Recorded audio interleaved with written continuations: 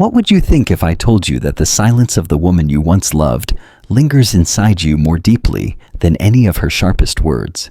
It is not the arguments that haunt you, not the storm of accusations, but the quiet. Her absence, her refusal to explain.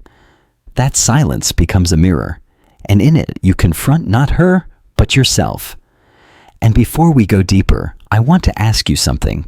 Have you ever felt this kind of silence tearing at you more than any word could? If you have, type A1 in the comments. I promise you by the end of this video, you will understand why that silence hurts so much and how it can actually become the key to your healing. And if you're new here, subscribe so you don't miss the next step of this journey. I have seen this in countless men who sit across from me in my office. They come not because of betrayal, but because silence follows them everywhere. Neuroscience explains this: when love ends with words, the brain can process label and eventually move on. But when love ends in silence, the mind enters what we call an open loop. Dopamine surges, cortisol rises. The brain waits for resolution that never comes. Words close doors, but silence keeps them ajar, tormenting you endlessly. This is why you keep replaying her last look, her last message. Your brain craves closure, but silence denies it. And here Jung's insight matters. You are not only suffering her absence, you are meeting your shadow. In her silence, you see the parts of yourself you have long ignored, the child who once cried out for love and was met with nothing. That is why it hurts so deeply. Imagine a man shouting into a canyon, waiting for an echo. If the mountain answers, he knows he exists. If nothing comes back, he begins to question his own being. This is how silence works. It feels like annihilation. But here lies the paradox. She did not create the abyss. She only revealed it. Her silence forces you to confront the emptiness already inside. Most men run from this. They drown the quiet with distractions, women, alcohol, endless scrolling. But silence waits. It is not her punishment. It is your teacher. The shadow rises to show you what you must heal. You rage at her, but really, you rage at yourself, at the parts of you that have long been unloved. Tonight before bed, put your phone down for just 10 minutes. Place your hand on your chest, breathe slowly, and notice the ache without trying to fix it. This is how you begin to close the loop yourself. The silence, when faced, becomes fertile. It is the mirror that forces you to look at the boy still inside, the one who waits for comfort. And when you finally speak to him, when you tell him, "I see you, I will not abandon you," the loop begins to close. The silence stops being emptiness. It becomes space. Because the truth is, her silence was never hers to own. It was always your story to finish. And if you are brave enough to face it, you will discover that this story is not about her departure. It is about your awakening. I have seen this in countless men who sit across from me, their voices lowered, their eyes restless. They do not say, "She betrayed me." They whisper, "She just stopped talking." That is the cruelty of silence. It leaves no resolution, no answer, no closing door. Neuroscience shows us why, without explanation, the mind cannot rest. The loop remains open. The nervous system burns, obsessing endlessly. But deeper still, silence awakens the unconscious. Jung would tell you it is the shadow rising, the parts of yourself long disowned. When she withholds, you project old wounds into her absence. It is not just about her, it is about every silence you endured as a child. The amygdala does not know time. It reacts now as it did then. This is why the pain feels larger than life. You are grieving more than one woman. You are grieving the echo of every absence. I remember a patient, Daniel, a man of strength, respected at work, but undone by his partner's sudden withdrawal. "Doctor," he said, "I would rather she screamed. At least I would know." What tormented him was not her leaving. It was the awakening of his boyhood wound, the nights he cried, unheard. I told him. She did not create this silence. She revealed the one already inside. In that moment, he broke down because he realized he had been asking every woman to heal what only he could. This is what shadow work demands. Instead of cursing her, you sit with what she stirs. Instead of blaming her absence, you listen to the voices rising in the quiet. When you dare to do this, something shifts. You realize her silence is not punishment, but initiation. Take a blank page tonight and write at the top, "What is the part of me her silence is showing me?" Do not edit. Do not judge. Let your hand write freely. Those words are your shadow speaking back. At first it may hurt, but soon you will see truths you once buried. Most men run from this practice. They fear what they will find. But to run is to remain chained. To turn inward is to begin individuation, the process of becoming whole. This is how her silence, unbearable at first, becomes the door to freedom. So when you feel abandoned, remember she has not cursed you. You have cursed yourself by refusing to see what needs healing. And the moment you choose to face it, you will find her silence no longer destroys you. It begins to teach you. You may believe you suffer because she was unique, irreplaceable, the only one who could have loved you like that. But let me tell you a truth. I've seen over and over it is rarely about her. It is about what she awakened inside you. Love does not only stir joy, it stirs wounds. A woman touches your hand, and suddenly, your old fear of abandonment returns. She turns away for a moment, and you feel invisible again. She did not create this pain. She lit the lamp in a room you had long avoided. Every man carries that locked room. Inside is his shadow, his insecurity, his longing, his tenderness. Most men keep it closed, burying it with work status or distraction. But when the wrong woman enters, she finds the key. And when she leaves in silence, the lamp stays lit and you are left alone with yourself. This is why her silence feels unbearable. It forces you to face the shadows you never wanted to see. Neuroscience proves it. The amygdala does not separate past from present.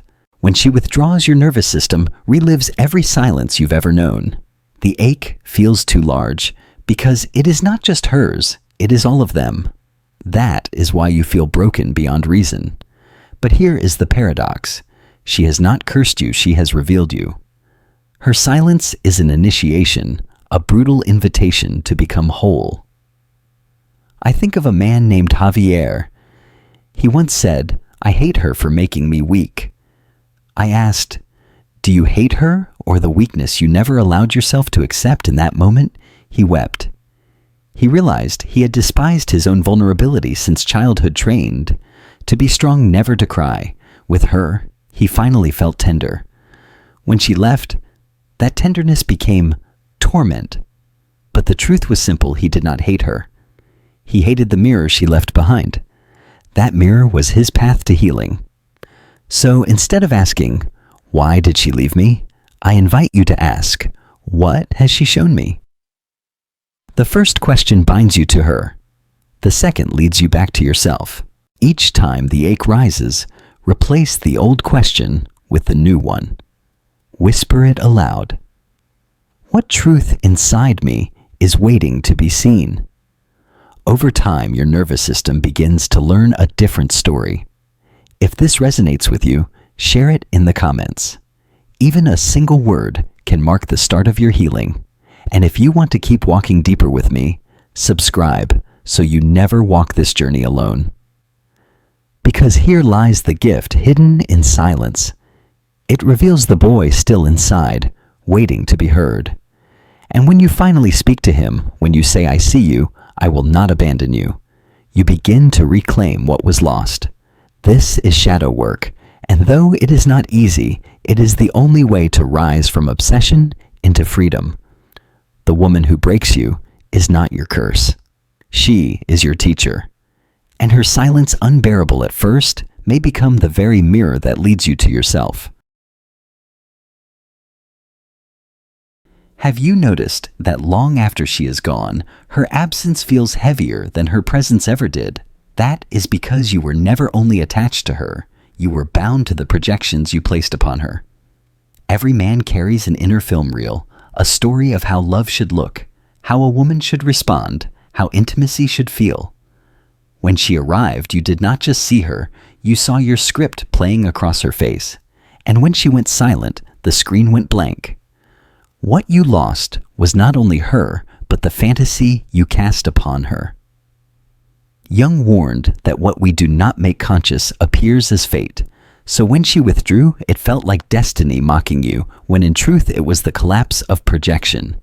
You had handed her the task of carrying your unhealed self, of proving your worth, of completing what was unfinished inside. No one can hold that forever. And when she let it go, you were left facing the truth. She was never meant to complete you. Neuroscience explains why it feels like withdrawal from a drug. Falling in love floods the brain with dopamine, oxytocin, serotonin chemicals that literally reshape your neural pathways around her presence. When she goes silent, your body craves her, like an addict craves a fix. But the same neuroplasticity that once bound you can also free you. By practicing new rituals of self-connection, your brain can learn that peace does not depend on her return. It grows from your own embrace. I recall Marcus, a man who came to me, certain he was cursed. Every woman leaves me without a word. We traced his history back until he remembered a mother who vanished for days, leaving him at the window. His lovers were not curses, they were mirrors. When he understood this, he stopped chasing women to heal the wound. He began holding himself in silence, journaling, breathing. Walking in nature, small practices rewrote his nervous system. Slowly, silence no longer felt like punishment. It became space. And so I ask you to begin simply for the next 7 days. Notice one moment each day when you project, when you expect someone else to complete you. Write it down. Awareness itself begins the healing. Each entry is a thread you pull back from her and return to yourself. Over time, your mind learns to anchor not in her absence, but in your presence. When this shift happens, relationships transform. You no longer approach women as saviors or enemies. You no longer beg for words to rescue you from silence. Instead, you meet them as equals, whole and steady. The collapse of projection is not the end of love. It is the beginning of real love, the kind not rooted in desperation, but in choice. This is individuation standing as a man who no longer demands another carry his shadows. Her silence hurt because it shattered the illusion, but illusions must shatter for truth to emerge. And now you have the chance to live not as a reflection of your past, but as the author of your present. The truth is this: when you stop demanding she save you, you finally meet her, or any woman, as she truly is. And that is the love worth waiting for. Most men believe healing after heartbreak means forgetting her. They wait for time to erase her face, her voice, her silence. But time alone does not heal, it only hides. Healing begins the moment you give meaning to the pain. Without meaning, silence feels like death. With meaning, silence becomes initiation. Her silence was never saying, "You are worthless." It was asking, will you finally learn to listen to yourself? The ego resists, insisting, if she speaks, I will be whole again. But the deeper self whispers, you will be whole when you answer your own silence. Neuroscience agrees. Your brain reshapes when you shift the story. Circuits once tied to her messages can rewire towards self-trust if you feed them with new practices of presence. I remember Elias, who confessed, "Doctor, every morning I reach for my phone expecting her text." His whole body had become addicted to anticipation. I told him, then give your body a new ritual. Before the phone, reach for your breath. He resisted at first, but slowly mornings changed. No longer waking in panic, he woke in presence. Eventually, he said, Her silence no longer terrifies me. It feels like a canvas. That was the moment his obsession turned into freedom. This is the invitation for you. Freedom is not when she returns. Freedom is when her silence no longer defines you.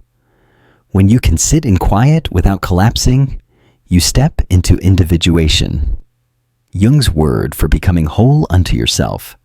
From that wholeness, you can love again without clinging, without projection, but with presence. Tomorrow morning, resist the urge to grab your phone.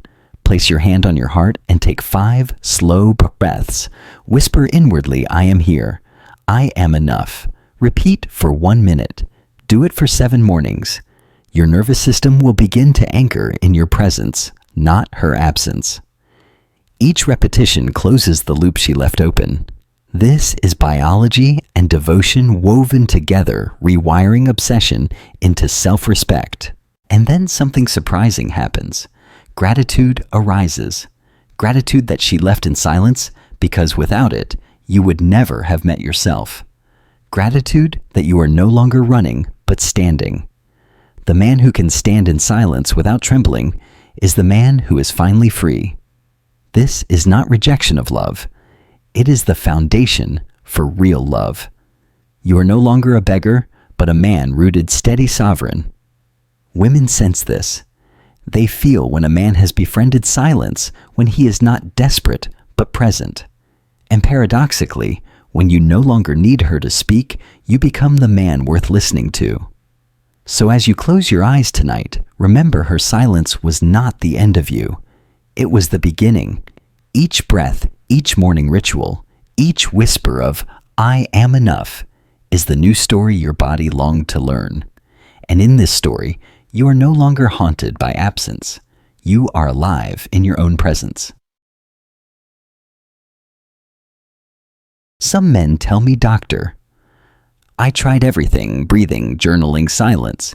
Yet her memory clings to me like smoke. Why can't I forget? And I answer, you are not meant to forget. Healing is not erasure. Healing is transformation. Memory will remain, but its meaning can change. If you wait for her image to vanish, you will remain chained. But if you transform that memory into wisdom, you are free. This is why shadow work does not destroy the past. It integrates it. Jung said, one does not become enlightened by imagining figures of light, but by making the darkness conscious. The darkness is not her absence. It is the belief you cannot survive it. When you face that belief, silence becomes fertile. Neuroscience confirms the hippocampus does not erase it, rewrites. Each time you recall pain and frame it with new understanding, your brain reshapes. The wound becomes scar tissue still visible, but no longer bleeding. I recall Samuel, who carried the silence of his ex-wife for decades. Each time she ignores me, it feels like punishment, he said. But I asked, what if silence is not punishment, but space? Slowly, he began to treat her absence as a signal to return inward. Instead of spiraling, he meditated. Instead of drowning in nostalgia, he walked in nature. Silence stopped being a cage and became a doorway. Eventually, he said, her silence no longer hurts me. It reminds me I have a voice. That was freedom. And this is what I want for you to see silence, not as emptiness, but as possibility. Because what you do in the quiet defines the man you become. Do you collapse or create? Do you beg for her words or speak your own? This is the choice where boys remain wounded and men are born whole. Set aside 10 minutes each evening. Sit in silence. Do not reach for music messages or distractions. Place a notebook before you and ask, what does my silence want to tell me tonight? Write whatever comes without judgment. At first, you may hear nothing, but if you stay, you will discover silence is not mute. It speaks when you are willing to listen. This practice retrains your nervous system. Silence shifts from abandonment into dialogue, from emptiness into presence. You realize you are not alone. The silence is full of your own voice. And once you learn to hear it, no woman's absence can unmake you. When you live this way, withdrawal no longer terrifies you. Relationships stop being cages. Even life itself, with its pauses, its uncertainties, no longer feels hostile. You realize you can stand in stillness and remain whole. That is sovereignty. That is the man who is no longer haunted by what is missing, but alive to what is present. And make no mistake, this strength radiates. A man who is calm in silence is magnetic, not because he performs strength, but because his presence is steady. Women sense it. Friends sense it. Love grows where fear once ruled. So remember, you cannot erase memory, but you can rewrite it. You cannot silence silence, but you can befriend it. And in doing so, you discover the truth. Her silence was never about her. It was about the man you were always becoming. The most dangerous lie men tell themselves after heartbreak is this: when she returns, I will finally be whole again. But wholeness was never hers to give. It was always yours to reclaim. Her silence may have shattered your illusions, but it cannot shatter your essence. Jung called this individuation becoming whole, no longer fractured by projections or enslaved by the past. Neuroscience echoes it. Your brain can rewire. The same pathways that once obsessed over her can anchor in peace and self-trust. You are not cursed to repeat old patterns. You are capable of being new, not by erasing the past, but by transmuting it into wisdom. The paradox is simple. The silence that broke you is the silence that remakes you. The wound becomes the womb of strength. You are no longer the boy waiting at the window. You are the man standing at the door of his own soul, listening without fear. I think of a man who once said, "Every time I begged for her words, I was really begging myself to speak." When he realized this, he began writing not to her, but to himself. He wrote the words he longed to hear. I will not abandon you. You are worthy. You are loved. Slowly, silence became sanctuary. He had found his voice. So here is your closing practice. Take a blank page and draw a line down the middle. On the left, write the words you once wished she would say, I love you. I will never leave you. On the right, rewrite them in your own voice. I love me. I will never leave myself. Read this aloud each night for 7 nights. This is how you reclaim what you once gave away. This is how silence becomes dialogue with your soul. When you do this, the silence no longer feels empty. It feels like presence. It is not punishment. It is awakening. You step into relationships not as a beggar seeking completion, but as a whole man offering devotion. You are steady, sovereign, unshaken, and women sense it. They feel when a man has made peace with silence, when he no longer clings but chooses. That is when love transforms, no longer addiction but freedom. So let me leave you with this. The woman who knows her worth does not chase, she chooses. And the man who has befriended silence does not crumble, he creates. May you be that man. May you no longer fear her silence. May you listen, and in the listening, be reborn. If this journey spoke to you, let me know in the comments. Subscribe so you don't miss the next chapter of healing. And remember, your silence holds your rebirth.